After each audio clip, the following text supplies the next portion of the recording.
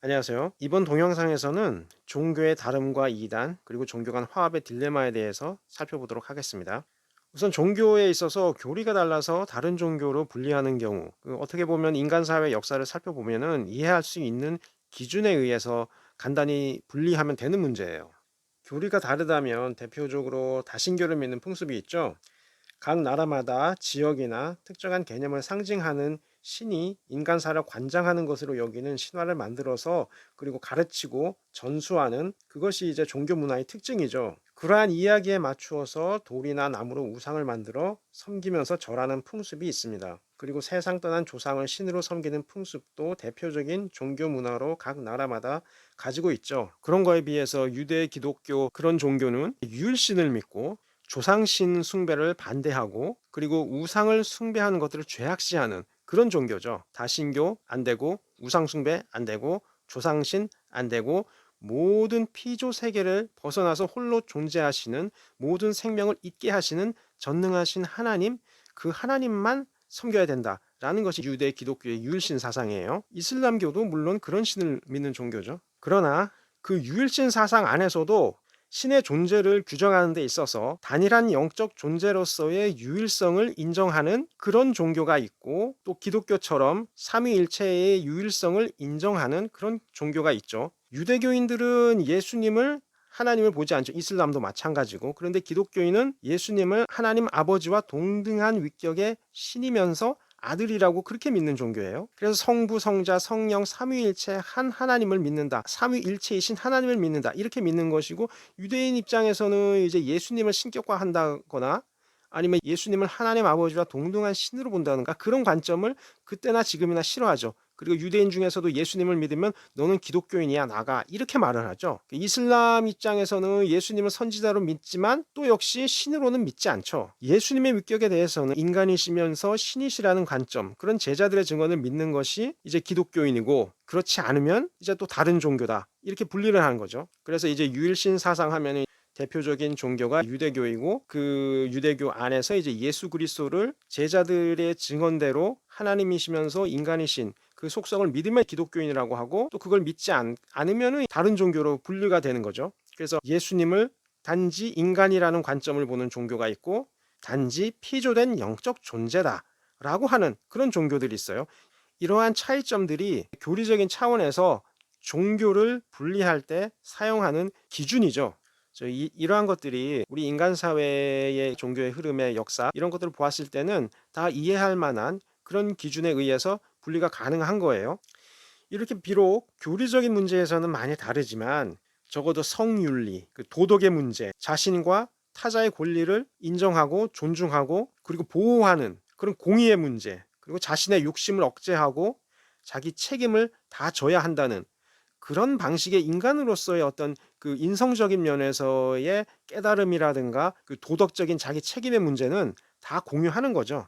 그런데 설사 아무리 교리적 논쟁으로 분리된 경우라고 할지라도 이 100% 사기 아니면 교리 체계가 정신병에 해당하는 그런 망상이다. 그리고 의도적인 사기 수법이 동원된 그런 집단이다. 라고 했을 때는 아무리 사람들이 믿는다고 해도, 아무리 종교의 자유가 있다 하더라도 그거는 종교라는 틀 안에서 받아들여서는 안 되는 거예요. 도저히 이해할 수 없는 망상이나 100% 사기에 해당하는 그런 주장을 펼친다면 이거는 종교라고 받아들일 수 없는 거예요. 특히나 기독교에서 이단이라고 한 사람들의 경우에는 이 사람들은 단지 예수님의 견해가 차라리 예수님이 하나님이다, 그건 제자들의 증언이니까, 그리고 그걸 믿는다고 해서 기독교인이 되는 거는 기독교라는 틀에서 맞는 얘기예요. 그러나 그 예수님을 하나님이라고 믿는 것은 옳지 않다 생각해서 믿지 않겠다. 그럼 뭐 유대교나 이슬람교로 가는 거죠. 유일신을 믿으나 예수님을 하나님을 믿지 않겠다. 그러면 교리 자체가 그런 거니까 그렇게 나누어진다라고 생각한다면은 이해할 수 있는 거예요. 그런데 성경을 읽고 나서 자기가 예수인 것 같다, 아니면 자기가 예수이다, 자기가 성경의 하나님이다, 자기가 메시아다, 이런 얼토당토하는 주장을 한다면, 그리고 많은 사람들이 믿는다면, 그리고 나서 다양한 사업을 통해서 확장을 해서 그런 방식으로 종교의 영역을 넓힌다고 한다면, 그건 아무리 규모가 크다 하더라도 명백한 사기요 거짓말이에요. 그래서 교주의 말을 들어보면은 이것이 어떤 면에 있어서는 정신과적인 면이 어느 정도 개입되어 있고, 아니면은 설사 정신과적인 면이 없다 할지라도 자신이 신이나 메시아라고 했을 경우에 그걸 믿어주는 어리숙한 사람이 있을 것이라는 예상을 하고 가정을 하고 나서 그런 사람들을 중심으로 세를 넓혀갔다면은 이건 100% 명백한 사기예요. 그래서 그 이단 교주와 같은 경우에는 이것이 만약 사기였다면 사기였고 정신과적 질환이었다면 정신과적 질환, 이 둘 사이에서 어느 정도의 퍼센티지가 있는가만을 알 수 있을 뿐이지, 진실이라는 관점에서 본다면 0%예요. 진실일 가능성은 전혀 없이 사기냐 정신병이냐 그 둘 가운데서만 판단할 수 있는 거예요. 이건 종교라고 할 수 없는 거예요. 여기서 잠시 이단 교주의 문제가 왜 기독교에서 많은가, 유대교나 이슬람교나 다른 어떤 설사 이단이라고 판정받는 그런 집단에서도 이런 방식의 그 피해가 없거든요.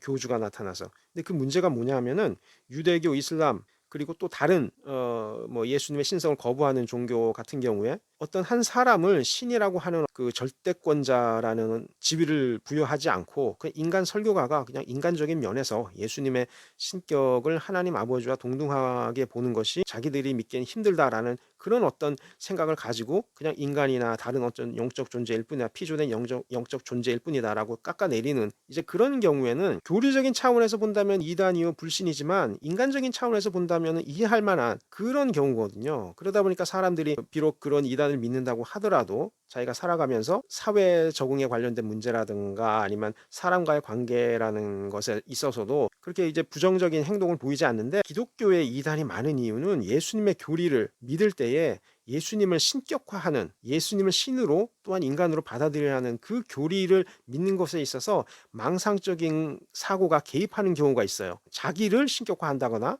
아니면 교주를 신격화한다거나 이런 맹목적인 생각에 빠져들게 되면은 본인 스스로의 어떤 판단력 자체가 어느 정도는 유지되면서 사회생활도 하고 대학 다니면서 뭐 의료 봉사도 하면서 이런 사회 적응에 관련된 부분에 있어서는 문제가 되지 않지만 그 교리를 믿는 데 있어서는 절대적으로 한 사람을 따르기 때문에 이게 더 큰 문제가 되는 거예요. 객관적인 판단을 할 수 없는 주관적인 정서에 빠지다 보니까. 그렇기 때문에 차라리 깨끗하게 하나님은 하나님이고 인간은 인간이다, 예외 없다라고 딱 선을 그으면은 기독교인 입장에서는 예수님만을 하나님의 아들로서 신이시면서 동시에 인간이신, 이제 이런 교리를 믿는데 이런 것까지 완전히 거부할 정도의 그 신과 인간을 완전히 분리하는 그런 사고 체계가 있는 종교의 경우에는 자신을 신격화하는 그런 설교가 존재할 수가 없어요. 그러다 보니까는 이런 이단 교주가 나타나지를 않는데, 그 개신교 같은 경우에 이런 체계를 믿기 때문에 그 체계 안에서 본인이 예수님에 대한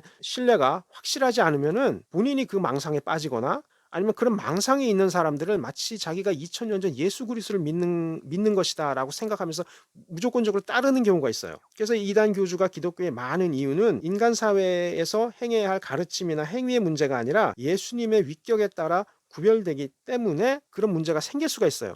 지난 동영상 파일에서도 말했지만 이 문제를 정말로 심각하게 다루어서 이제 목회하면서 사람들을 앉혀놓고 일방적으로 교리를 전하고 음악을 틀어놓고 감정을 성령이라고 하기보다 왜 성도들이 기독교 교리를 믿으려고 하는지 처음 만난 사람한테 구체적으로 말하기가 힘들겠지만 어떤 가정 형편에 있고 어떤 도움이 필요한지 그런 걸 물어서 사람들이 예수님에 대해서 어떻게 생각하고 있고 또 기독교에 대해서 어떻게 생각하고 있고 왜 찾아왔는지에 대해서 체계적으로 질문을 해야 돼요. 내가 여태까지 교회 다니면서 단 한 번도 이런 걸 질문을 하는 목회자를 본 적이 없고, 대학 어디 다니냐, 직업이 무엇이냐, 이런 것만 묻고 그 교회 임원들하고 연결시켜가지고 곧바로 사육을 시키려고 그래요. 그냥 앉혀놓고 감정 집회라든가 목회자의 그 일방적인 설교를 듣고 하라고만 명령을 해요. 이게 가장 큰 문제예요. 지금 목사와 성도 간의 관계가 일방적인 주종 관계, 하나님의 선지자와 불순종하는 이스라엘의 관계인 것처럼 해가지고 내가 하라는 것만 해 하고 다 예물만 가져간단 말이에요. 집만 떠넘기고. 그러면은 어느 정도 본인 스스로가 영적인 문제에 대해서 확고한 인식이 있고 기독교에 대한 인식이 있고 본인 스스로가 어떤 망상을 발달시킬 만한 그런 상황이 아니라면은 괜찮지만, 어떤 정신과적 문제를 발현할 수 있는 그런 취약점이 있는 사람들은 교회에 왔다가 잘못하면은 본인이 망상을 발달시키거나 아니면 망상을 발달시킨 그 교주에게 그냥 무작정 끌려갈 수 있는, 목사에게 끌려갔듯이 교주에게도 끌려가는 그런 유약한 사람이 돼버려요. 무조건 순종하라. 내가 하는 말대로 해. 그러다 보니까는 그냥 순종하고 하라는 대로 하는 그런 사람이 되는 거예요. 말 그대로. 본인 스스로가 객관적으로 뭔가를 판단하고 옳고 그름을 분별하는 그런 사람을 키우는 것이 아니라 일방적으로 내가 하는 말 그리고 집회에서 느끼는 감정을 성령이라고 하게 되면 이런 문제가 더 심각해지는 거예요.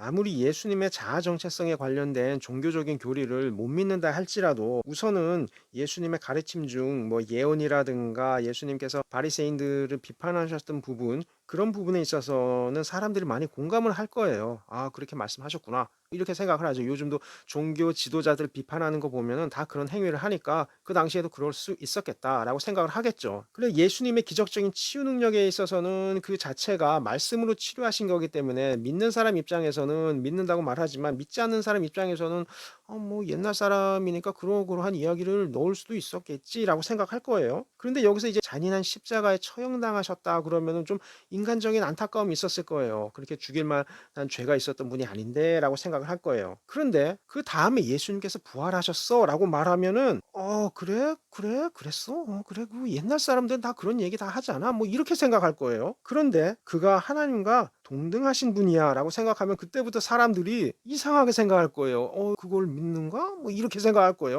그가 나중에 심판의 주로 재림하셔서 온 세상을 심판하실 분이야라고 말하면 그때부터 이거 무슨 문제가 있겠다. 이걸 믿으란 말이야? 이런 강한 거부감을 느낄 거예요. 거기에 더해서 그 예수님을 믿지 않으면은 너는 영원히 형벌을 받아. 그러면 그때부터 점점 화가 나기 시작하는 거죠. 이 말도 안 되는 얘기를 하고 앉았냐고.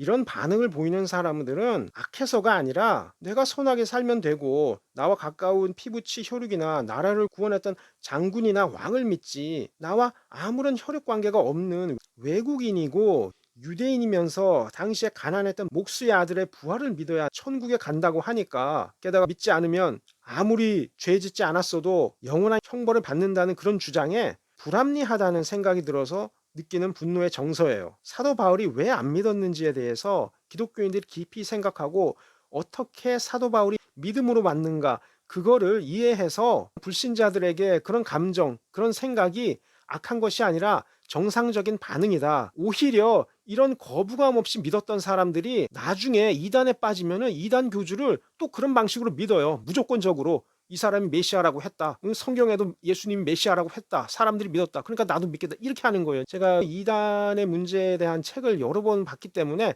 어떤 책에서 이 사례를 봤는지 정확히 기억은 나지 않지만 그 한 사람이 강단에서 내가 그로라 이렇게 말을 했대요. 그런데 그 저기 앉아있던 신도들이 어떤 강한 믿음이 발동을 했는지 예수님께서 사마리아 여인에게 내가 그로라 했더니 그대로 믿었더라. 이런 걸 따라서 했는지 그대로 믿었다는 거예요.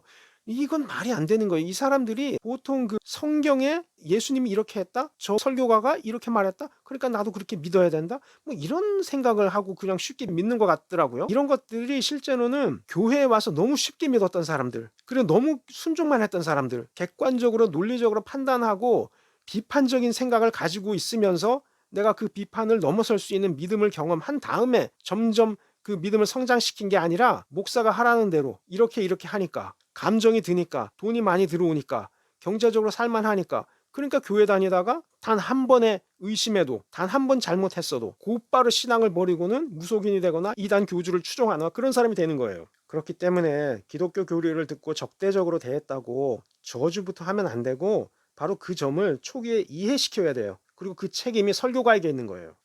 객관적 설명이 없는 일방적인 설교라든가 그것이 죄책감을 주거나 아니면 금식이나 아니면 해외 선교를 하라거나 이런 해외 봉사를 하라거나 아무리 좋은 일을 할지라도 아무리 구제를 위한다 할지라도 성도가 어떤 정신 상태에 있는지 그리고 어떤 마음을 가지고 있는지 어떤 의도가 있는지 어떤 개인 능력이 있는지 그건 다 확인하지도 않고 목사 생각대로 일방적으로 너 이거 해 그거 안 해? 그럼 너는 대적하는 자야. 이런 식으로 저주하는 것이 오히려 독이 되는 거예요. 거기에다 감정을 극대화시키는 음악을 틀어가지고 그 음악에 의해서 느껴지는 감정이 성령이다.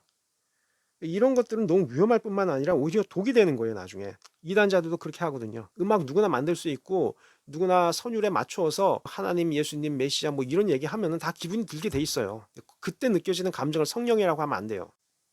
아무리 기독교 정통 교리가 성부, 성자, 성령 삼위일체 하나님을 믿고 예수님의 신성과 인성을 믿고 십자가의 죽으심과 부활을 믿음으로 오직 은혜로 구원 얻는다 할지라도 그 교리를 사실로 믿어야 한다고 했을 경우에 내적으로 경험할 수 있는 다양한 갈등들이 있어요. 자기가 알고 있는 상식 그리고 논리적인 판단력에 의해서 이 교리가 정말 역사적으로 일어날 수 있고 자신이 정말 역사적 사실을 믿는 것인가, 그것을 판단하는 기준을 적용해 봤을 경우에 그것이 현대 교주를 믿는 것과 별반 다를 바 없다는 그런 생각을 하게 되면 사람들은 교리에 대한 진실 판단보다 감정, 정서, 주관적 판단에 의지하게 돼 있어요. 이단 교주나 추종자들도 알고 있어요. 그러니까 교회에 와서 당신도 예수님의 신성과 부활에 의심이 있지 않느냐, 이거를 자극을 하는 거예요. 그리고 실제 교주가 있다, 메시아다, 이런 식으로 얘기를 하게 되면은 거기에 혹하게 되는 거예요. 어차피 교회 가면은 목사가 자신을 하나님으로부터 보낸 자로서 하나님과 동등하다라는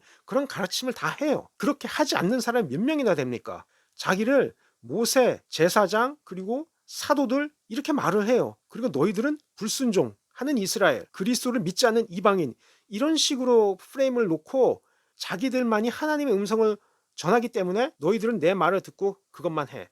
이게 교회에서 가르치는 방식이거든요. 성도들이 어떤 생각을 하고 어떤 마음을 가지고 왔고 어떤 식으로 해야지 이 성도들이 원하는 방식대로 살 수 있을까, 그런 말을 하지 않아요. 목회자의 쓰임에 따라서 너희들이 부름을 입었기 때문에 하나님의 음성을 듣는 이 목회자의 말에 너희들은 따라야 된다, 이런 식으로 하거든요. 여기에 그냥 교주가 들어간 거예요. 그러니까 제가 늘 하는 말은 이것이 예수님 때문에 생긴 문제가 아니라 실제로는 목사 때문에 생긴 문제예요. 이단 문제가. 실제로 저는 중학교 때부터 예수님의 말씀을 읽어왔고 성경을 읽어왔고 2012년부터 성서 히브리와 헬라어로 계속 성경을 읽고 있는데 아직은 다 히브리어와 헬라어로 성경책을 다 읽지는 못하지만 적어도 제가 가지고 있는 문법적 지식은 보통 그 신학교에서 석사 과정에 해당하는 그런 문법적 지식은 가지고 있어요. 그래서 지금은 다른 사람에 의지하지 않고 제가 문법책 보고 단어를 보면서 공부할 정도까지 됐는데, 이 목회자들이 성경 전체를 설교하지 않고 예수님께서 하신 말 중에 일부, 구약에 있는 율법에 있는 말 일부, 선지서에 있는 말씀 일부, 그런 것만 띄워와 가지고 모든 힘든 일 하는 거는 성도들에게 다 떠넘기고 권위자로서 누릴 수 있는 모든 축복, 그것들은 다 자기가 가져가요. 부와 명예 그리고 장수하고 대를 이어가는 축복은 자기한테 다 가고 순교하고 모든 걸 다 바치고 희생하는 거, 그건 성도들한테 다 떠넘겨요. 그게 설교예요.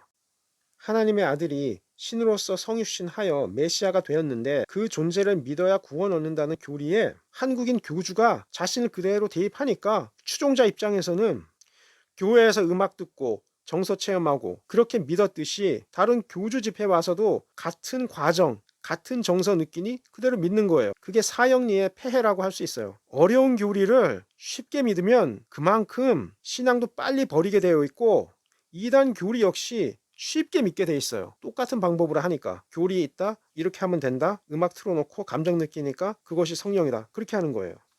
우리가 대학 교육을 하는 이유는 사람이 어떤 생각이나 사상 그런 것들을 받아들일 때 기본적으로 이제 학력과 관계없이 다 가지고 있는 논리 판단 체계가 있어요. 그걸 완전히 무시하고 나서 억지로 강요하는 것이 아니라 합리적으로 이해할 수 있도록 자기 생각이라든가 다른 사람의 논리라든가 이런 것들을 다 이해하고 합리적으로 그 생각해서 동의하고 받아들일 수 있도록 하는 그런 것들을 배우기 위해서 대학이 필요한 거거든요. 근데 막상 대학 졸업을 하고 나서는 그런 복잡한 거 전혀 하지 않고 일방적으로 강요하고 행동을 하도록 강압적으로 나가는 그런 것을 할 바에야 대학이 필요 없는 거예요. 대학을 나왔으면은 사람들이 공통적으로 가지고 있는, 나 대학 나왔으니까 일방적으로 내가 하는 말 받아들여라는 그런 것들이 아니라 실제로는 인간이 가지고 있는 누구나 합리적으로 생각하는 그런 가치 판단 체계를 어떻게 하면 좀 더 객관화해서 그리고 좀 더 복잡한 다양한 상황을 해석할 수 있도록 도와줄 수 있는가, 그런 것들을 해주기 위해서 대학이 필요하고 대학을 나왔다고 하는 거예요.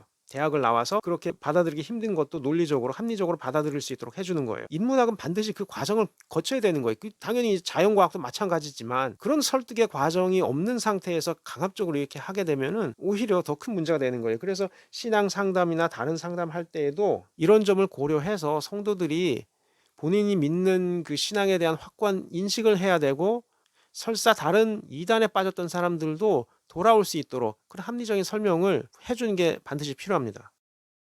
교리적 문제와 관련해서 복음서가 당시 신화와 전혀 다른 역사적 사실을 담고 있다는 근거에 대한 분석은 예수님의 인성과 부활로부터 제가 쓰고 있는 전책 회의론과 이단에 관하여 치유와 변화를 위해 책에 걸쳐서 다루었던 주제입니다. 짧은 동영상에 다 담을 수가 없지만 잠깐 언급을 하면은, 저는 복음서가 다른 신화와 달리 예수님뿐만 아니라 예수님 가까이 했던 친근한 제자들뿐만 아니라 긍정적인 관계를 갖고 있는 사람들, 그리고 부정적인 관계를 갖고 있었던 사람들, 예수님을 믿지만 어디까지 믿는가, 예수님을 제자들이 믿었던 것처럼 믿는가, 아니면 치유만 바랄 정도로 믿는가, 예수님을 믿지만 공개적으로 말했을 경우에 핍박이 돌아올 것 같다라는 그런 어떤 불안감을 갖고 있다든가, 그런 사람을 다르게 다 대하셨어요. 그리고 사람들도 그 상황에 맞도록, 가령 야이로 같은 경우에는 예수님을 찾아왔지만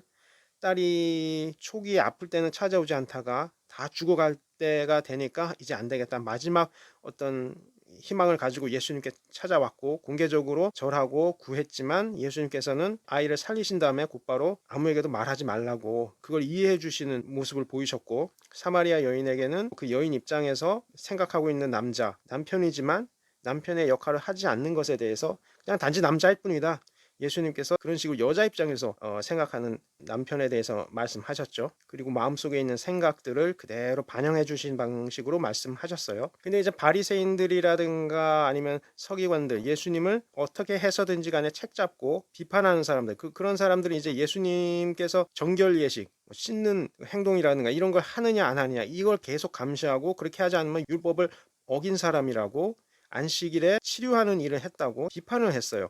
예수님의 능력보다 치료가 안식일에 이루어졌기 때문에 그건 하지 말아야 된다, 당신이 율법을 어겼다라는 식으로 그걸 트집을 잡아가지고 사람들을 선동하려고 했고, 예수님께서 자아정체성에 대한 것들을 말했을 경우에 사람들이 논란이 있으니까 의도적으로 예수님께서 그런 말씀을 하도록 유도를 해서 아직 신뢰가 형성되지 않은 사람들의 마음속에 분노 감정이라든가 갈등하는 심리를 심어서 대적하도록 하는, 그래서 예수님께서 그걸 알고 다시 그들이 대답할 수 없는 그런 질문을 던져서 그들 스스로 어떤 의도로 예수님께 질문을 했는지 깨닫도록 하는 방식으로, 그리고 나서 예수님도 역시 바리새인들이 예수님을 죽이려고 한다는 사실을 비유를 통해서 명백하게 지적하시면서 사람들에게 알리시는 그런 때예요. 가령 예를 들자면 예수님께서 솔로몬 행각에서 걸어 다니실 때 당신이 그리스도라면 밝히 말해봐라, 이런 식으로 따졌죠. 예수님께서 아버지와 나는 하나이다 하니까 돌로 치려고 했죠. 다음에 이제 예루살렘에 들어가서 가르치시니까 당신 누구의 권위로 가르치는지 한번 말해보시오, 이렇게 말을 했거든요.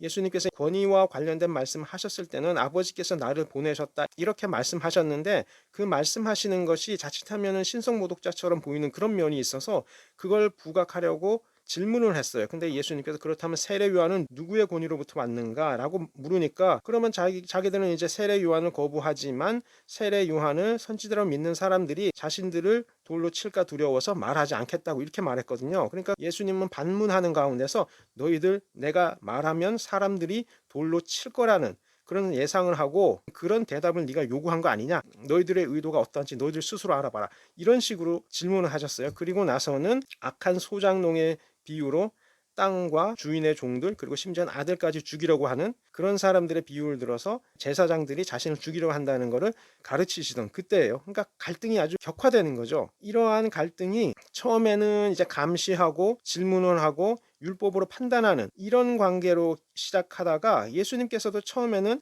산상수훈 하실 때도 마찬가지였지만 처음엔 비유를 들어서 온유하게 알아들어라, 폭력을 사용하지 말고 서로 사랑하고 이해하고 원수를 위해서 기도해라, 이런 식으로 말씀하셨고, 그리고 율법을 해석할 때에도 무엇이 정말 중요한지 판단하고 의미적인 걸로 해석을 해야지 예물, 성전, 그런 화려한 것 이런 걸 보고 중요도를 판단하지 마라, 가치관을 올바로 가져라, 이렇게 말씀하시다 계속 지도자들이 예수님을 비판하려고 하고 율법이라는 굴레로 씌우려고 하니까 마태복음 23장에 18에서 예수님께서 자기는 짐을 지지 않으면서 타인에게 짐을 떠넘기는 이 바리새인들과 서기관들, 제사장들을 향해서 아주 혹독한 비판을 하시죠. 그러니까 감정적 변화가 분명히 있는 거예요. 감정적 변화가 분명히 있는 것이고 갈등이 점점 커지고 있다는 것을 우리 제3자가 보고 알 수 있을 정도까지 기록되어 있어요. 그리고 나서 이제 예수님께서 베다니에서 마리아가 부었던 향유를 이제 칭찬하시는 가운데 가난한 자를 도우려면 니들이 가서 도와,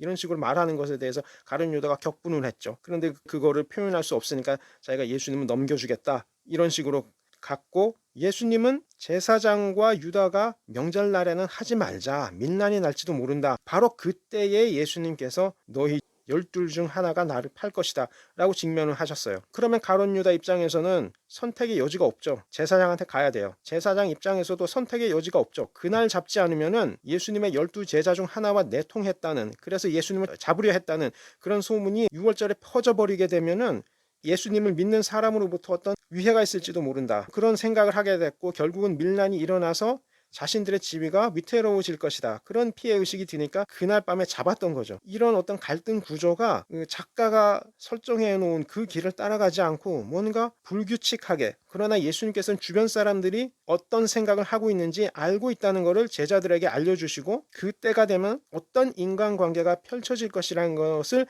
예언하시면서 그 가운데서 자신이 어떤 희생을 할 것이다, 이런 것들을 제자들에게 가르치셨어요. 이러한 아주 자세한 대화는 수메르 신화나 그리스 신화나 이집트 신화에도 안 나타나는 거예요. 그런 특징적인 면이 저로 하여금 아주 가까운 사람이 예수님을 보았고, 그 예수님의 말투라든가 언어 습관이라든가 심지어 어떤 인간관계가 가까운 미래에 펼쳐질지 미리 예언하시면서 자신이 그때 어떤 희생을 할 것이다 라는 그런 말씀을 실제로 하신 분과 가까이 있었던 사람들의 증언이라는 그런 근거가 이제 문서에 남아있다. 신화와 확연히 다른 사실성을 근거할 수 있는 그런 많은 증거들이 복음서에 있다는 사실을 제가 찾으려고 했었던 거예요. 그리고 이러한 특징이 있다는 사실을 제가 문서 내에서 찾은 거예요. 이러한 관점으로 분석을 하면 비록 복음서에서 명확하게 자신의 이름을 언급하지는 않았지만 그 목격자의 심정, 심리 변화와 함께 기록된 예수님에 대한 기록이라는 근거를 찾을 수가 있어요. 그러면은 제3자인 독자로서는 복음서가 신화와는 다른 목격자 증언이라는 그러한 객관적 사실을 반영한다고 결론 내릴 수 있습니다. 그러한 점들을 이해시키는 것이 중요합니다. 왜냐하면 복음서는 단지 교리만 나열한 것이 아니라 레위기를 비롯한 민수기, 신명기 이런 것들은 좀 경전의 성격이 강하다고 할 수 있어요. 어떤 규율에 대한 것, 예물에 대한 것, 절차에 대한 것에 대해서 많이 기록하고 있기 때문에 경전이라고 할 수 있어요. 그렇지만 복음서는 경전이라고 하기보다는 목격자 기록에 가까운 거예요. 예수님께서 자신에 대해서, 정체성에 대해서 말씀하신 것, 객관적인 가르침은 경전의 성격이 있지만 예수님과 제자들과의 대화, 그리고 다른 일반인과의 대화, 제사장과의 대화, 여기에 있었던 거는 예수님께서 그 상황에서 대화를 하면서 그 사람에게만 한 말이기 때문에 이거는 경전에 있는 내용을 일방적으로 다 적용하는 것처럼 해서는 안 되고, 예수님께서 누구에게 어떤 질문을 했던 사람에게 어떤 대답을 했는가, 그런 요소를 고려해서 설교를 해야 되는 거예요. 가령 예를 들자면 예수님께서 가난한 자에게 모든 것을 주어라 라는 말씀을 하셨는데, 물론 일반적으로 모든 재물을 다 놓고 가야 되는 인생이기 때문에 그렇게 말씀하신 것도 있지만, 부자 청년에게 하셨을 때는 누가복음에 있는 걸 아는데 그 부자 청년이 그냥 일반적인 부자 청년이 아니라 회당 관리라고 했어요. 그럼 부자 청년이 회당 관리면 분명히 아버지로부터 어떤 혜택을 받아서 그렇게 된 거거든요. 회당 관리로서 당연히 그건 예물로 받은 건데, 가난한 자를 위해 돌보는 성격의 예물을 가지고 그걸 사유재산을 붙들고 있는 그 젊은 청년에게 모든 걸 버리라고 하신 거예요. 그러니까 요즘대로 말하자면 부자 교회에서 아버지 목사가 자기 자녀 목사에게 교회를 세습할 때 그때 비판을 해야 되는 거예요. 목사, 당신 명품 시계 차지 말고 비싼 차 타지 말고 당신에게 있는 모든 돈, 아버지에게 있는 모든 돈 가난한 자에게 주어라, 이렇게 말해야 되는 거거든요.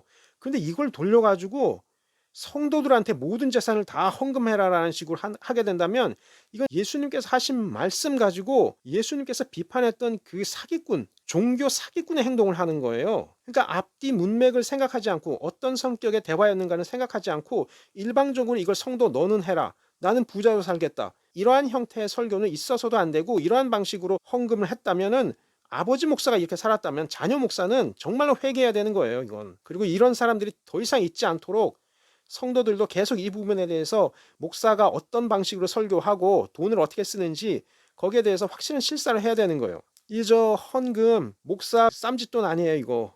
교회 관련된 사람들 싼짓돈 아니고 이거는 사업자금도 아니에요. 예수님의 이름으로 모았으면 예수님의 뜻대로 써야 되는 것이고 누구라도 사유재산으로 삼아서는 안 되는 거예요. 만약 사유재산으로 삼아야겠다 하는 돈이 있다면 나가서 일을 해서 돈을 벌어야 되는 거예요. 그러니까 예수님께서 하셨던 그 말씀을 직접 들었던 복음서의 기록은 경전의 성격이 있는 것들은 이제 예수님의 자아정체성에 관련된 것, 일반적인 가르침에 관련된 것. 그렇지만 나머지 부분은 이제 목격자 기억에 해당하는 거기 때문에 예수님께서 누구에게 말씀하셨는가, 어떤 의도로 말씀하셨는가, 이런 부분을 반드시 고려해서 해석을 해야 되는 거예요.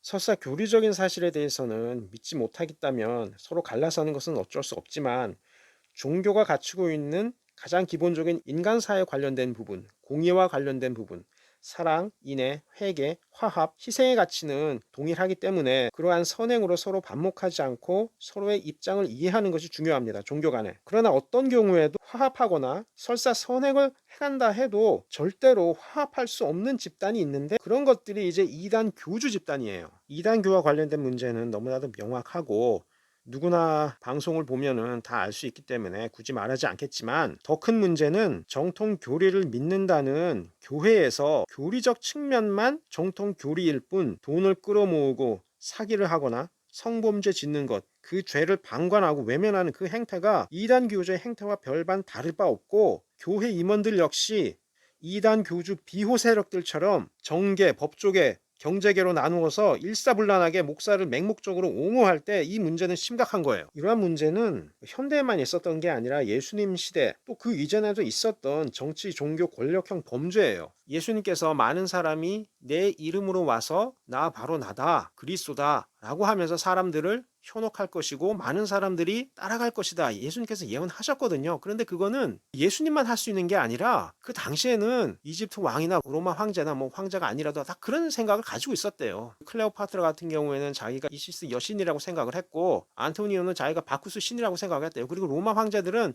자기가 다 죽어서 신이 되거나 신과 같은 존재가 될 것이다 라는 생각을 다 하고 있었대요. 그러니까 특별한 게 없는데 예수님께서는 가난한 자로서 능력을 보이시면서 자신이 하나님의 아들이라고 하면서 결국은 십자가의 죽음과 부활이라는 그런 이야기를 하셨고 제자들 보았다고 하니까 이제 목격자 증언으로서 믿으면 이제 기독교인이 되는 것이고 무신론자 입장에서 믿지 않거나 아니면 다른 종교를 믿기 때문에 믿지 않는 그런 입장이 되겠죠. 그런데 이제 아까 말씀드렸던 것처럼 성경을 보고 자기가 예수인 것 같다, 자기가 메시아인 것 같다, 이런 정신과적인 어떤 망상을 가지고 있는 사람, 그리고 설사 망상이 없다 할지라도 올바른 교리를 전한다 할지라도 예수님께서 하셨던 말씀 이용해서 돈이라든가 아니면 성적 욕망 아니면 권력을 추구하기 위해서 그리고 세대를 거듭해서 그 재물을 자기 자식에게 전수하려고 하는 그런 이기적인 사람들, 이게 다 이단 교주가 보이는 성격인데 그 성격적 특성, 행동적 특성을 목사들이 똑같이 그대로 답습해버리면은 신뢰성에 있어서 역전이 일어나 버려요. 정통 교리를 가지고 이단 교주하고 똑같이 악을 행하니까 거기에 한번 크게 휘말렸던 사람들은 나중에 교리에 대한 신뢰성을 잃어버리고 다음 세대에 더 큰 문제가 나는 거예요. 제가 이 말씀 드렸지만 페이스북에도 제가 올렸지만 그 이시스 신전에 관련된 다큐를 하면서 로마 황제가 기독교를 공인을 하니까 사람들이 이시스 신전에 몰려 들어가서 그 부조를 다 긁어내고 거기에 십자가상을 새기고 하나님을 찬양하고 예수 그리스도를 영화롭게 하는 그런 성전을 바꿨어요. 그런데 몇백 년 후에 마호메트가 나와서 자기가 가브리엘 천사의 계시를 받았다고 하고 예수 그리스도는 신이 아니다 이렇게 얘기를 하니까 비록 다른 여러 가지 어떤 사회 문화적인 문제도 있었겠지만 사람들의 심리가 바뀌어서 예수 그리스도를 신성에서 끌어내리는, 그래서 그 종교가 지금 대부분 이슬람교로 돼버렸잖아요. 이걸 잘 생각을 해야 되는 거예요. 종교에 대한 신뢰성 없이 어떤 외부적인 상황에 의해서 강압적이거나 아니면 문화적인 상황에서 믿는 건 그게 오래 가질 못해요. 설사 몇백 년을 간다 하더라도 그 오랫동안 쌓여왔던 그런 의심들, 그리고 어쩌면 타성이라고 하고 사람들이 이렇게 믿으니까 나도 이렇게 믿는다는 식으로 하게 되면은 나중에 종교 교리에 관련된 확실히 서지 않으면 다른 사람이 그 교리에 관련된 부분에서 반론을 제기하면은 그 합리성, 본인 스스로도 이제 믿기 힘든 교리에 관련된 부분에 있어서 솔직히 믿지 않는데 믿는 척하고 있는 것이 위선적으로 보인다. 그런 어떤 생각이 들어서 솔직히 못 믿겠다 생각해 버리면은 감추었던 의심이 바깥으로 나오는 경우가 있어요. 그래서 이제 열심히 교회 다니다가 예수님 믿다가 신앙을 잃어버린 사람들이 있고, 현대 회의론자들도 처음부터 무신론자인 부모한테 배운 사람보다 어려서는 철저하게 예수 그리스도를 믿고 철저하게 복음주의 신앙에서, 심지어는 보수주의 기독교 사회에서 자랐음에도 불구하고 나중에 예수님의 존재 자체를 부인하는, 그리고 복음서의 진실성과 예수님의 신성을 거부하는 그런 학자들이 나온단 말이에요. 그러면은 사람들이 거기에 인간적으로 보면은 솔직한 면이 있다 하고 거기에 동화돼 버려요. 그런 사태가 나지 않도록 기독교 교회에서 이거를 설득을 하고 대화를 하고, 또 개신교 교회 목회자들의 위선과 거짓에 대해서는 이건 범죄라는 측면에서 단호하게 입장 대처를 해야 되는데, 우리 한국 사회는 그러지 않아요. 목사가 아무리 성범죄를 저질러도, 아무리 매춘부하고 자도, 아무리 성령 집회한다고 외국에 가가지고 매춘부하고 놀아나도 그냥 목사님이니까 다 붙들고 있고, 교회를 은행으로 바꿨는데도 불구하고 그래도 하나님께서 인도해 주시니까 대적하는 자, 비판하는 자가 악이다, 그런 어떤 관점을 계속 밀고 나가는 거예요.